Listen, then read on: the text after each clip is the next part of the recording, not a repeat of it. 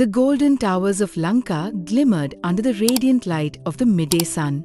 Ravana, the 10-headed king of the Rakshasas, sat in his grand throne room, a hall filled with treasures won from battles and conquests. The air was tense, the walls echoing with Shurpankh's anguished cries. She had just returned from her ill-fated encounter with Rama and Lakshmana in the forest of Panchavati, her face marred, her pride wounded, and her fury uncontainable. Shurpankha stood before her brother, tears streaming down her disfigured face. She narrated her tale in vivid detail, how she had been humiliated, how Lakshmana had slashed her nose and ears after Rama rejected her advances. Her voice trembled with rage and pain, and she begged Ravana for justice. Ravana's fiery eyes narrowed as he listened. His siblings and trusted generals stood in the hall. Kumbhakarna, the colossal warrior who dozed beside a towering pillar, Vibhishana, his righteous younger brother, frowning with disapproval, Indrajit, his valiant son, whose sharp eyes glinted with ambition, and other loyal Rakshasas, murmuring among themselves.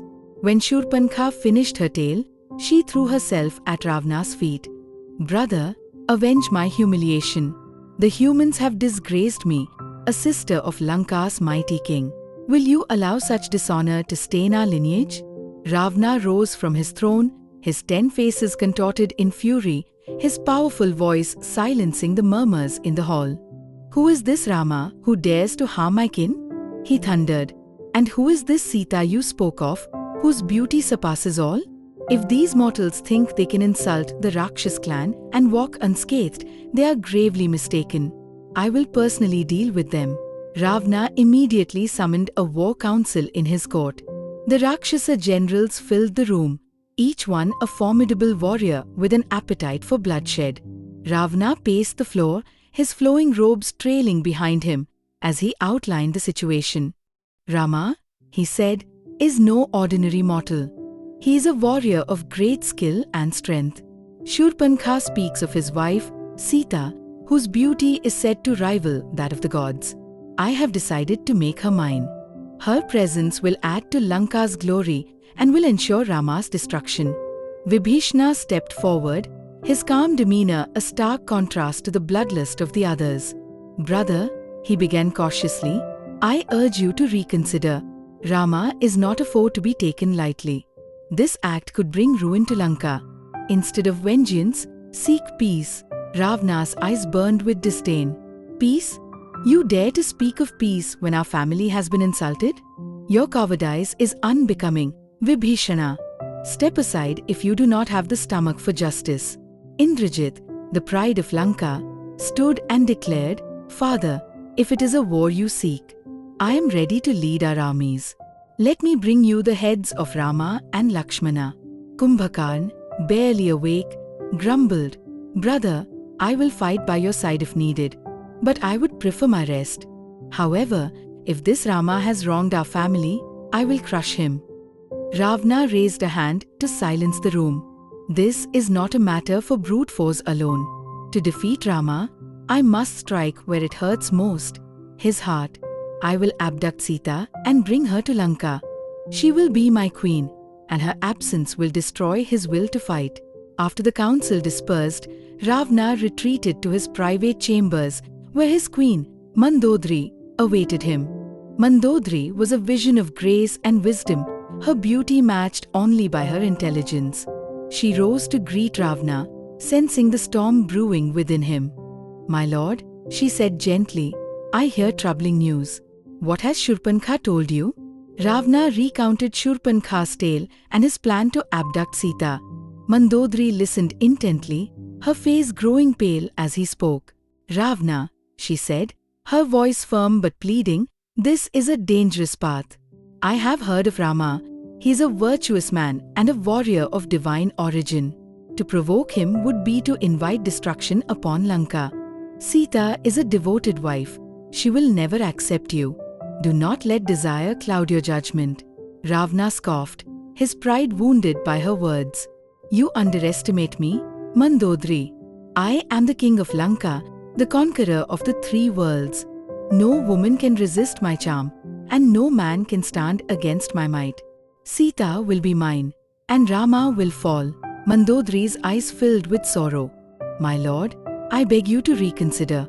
The gods favor righteousness, and this act will bring their wrath upon us. Think of our people, our kingdom. Do not let your pride and desire lead us to ruin." But Ravana's mind was set. He dismissed Mandodari's warnings and ordered his chariot to be prepared. "Do not worry, my queen," he said as he left. "Lanka will soon have a new jewel to adorn its crown." Ravana devised a cunning plan to abduct Sita. He summoned Maricha, a Rakshas with the ability to transform into any form. Reluctantly, Maricha agreed to assist him, fearing Ravana's wrath more than Rama's power. Disguised as a golden deer, Maricha would lure Rama and Lakshmana away from Sita, leaving her vulnerable. Ravana, in the guise of an ascetic, would then approach her and carry her away in his chariot. As Ravana prepared to set his plan into motion, the palace buzzed with activity. Mandodari watched in silence, her heart heavy with dread. She prayed that her husband would see reason before it was too late.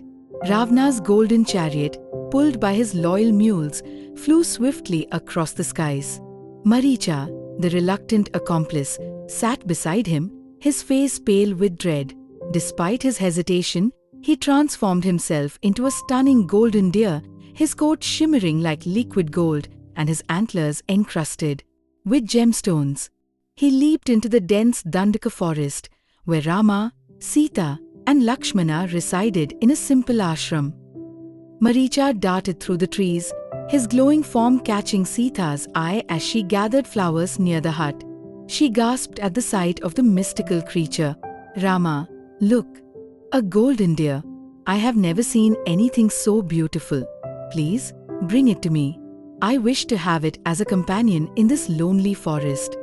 Rama hesitated, sensing something unusual about the creature. But Sita's innocent enthusiasm melted his resolve. "Very well," he said with a smile. "Stay here with Lakshmana. I will fetch it for you." Rama pursued the golden deer deeper into the forest. Maricha, skilled in deception, led him far from the ashram, dodging arrows and feigning injury to keep him chasing. Finally, realizing that he could not outrun Rama forever, Maricha stopped and allowed an arrow to pierce his heart. As he fell to the ground, he cried out in Rama's voice, "Lakshmana, help me." Back at the ashram, Sita froze at the sound. "Did you hear that? Rama is calling for help. Lakshmana, you must go to him at once." Lakshmana hesitated. "Do not worry, Sita. No harm can come to Rama. He is invincible. I promised him I would not leave your side." But Sita was insistent. "How can you stay here when he is in danger? If you truly care for him, you will go to his aid." Reluctantly, Lakshmana drew a protective line around the hut, invoking a spell to keep Sita safe. "Do not cross this line," he warned. "No harm will come to you as long as you stay within it." Sita nodded, though her worry for Rama consumed her thoughts. Lakshmana disappeared into the forest, leaving her alone. Seizing his chance, Ravana transformed himself into the guise of a wandering ascetic, dressed in saffron robes and carrying a staff. He approached the hut, his eyes gleaming as he saw Sita sitting alone. "Mother," he called out in a soft, benevolent tone, "I am a weary traveler seeking alms. Will you not offer food and water to this poor ascetic?" Sita, ever hospitable, rose to greet him. She stepped toward the protective line, hesitating as Lakshmana's warning echoed in her mind. Ravana, sensing her hesitation, smiled kindly. "Daughter, is this how you treat a guest? Have you forgotten the sacred duty of hospitality?" Unable to bear the thought of refusing a holy man, Sita stepped over the line, carrying a ball of fruit. The moment she crossed it, Ravana shed his disguise. His true form, majestic and terrifying, emerged, a towering figure with 10 heads and 20 arms, adorned with jewels and armor. Before Sita could scream, Ravana seized her with one hand and summoned his chariot. "You are coming with me to Lanka," he declared. "You will be my queen, and together we will rule the 3 worlds." Sita struggled, her cries echoing through the forest. "Release me. I am the wife of Rama, the scion of the Raghu dynasty. He will come for me and destroy you." Ravana laughed, his voice booming. "Let him come. I fear no man, mortal or divine. No one can stand against Ravana, the ruler of Lanka." As he carried her into the chariot, the trees and animals of the forest seemed to mourn.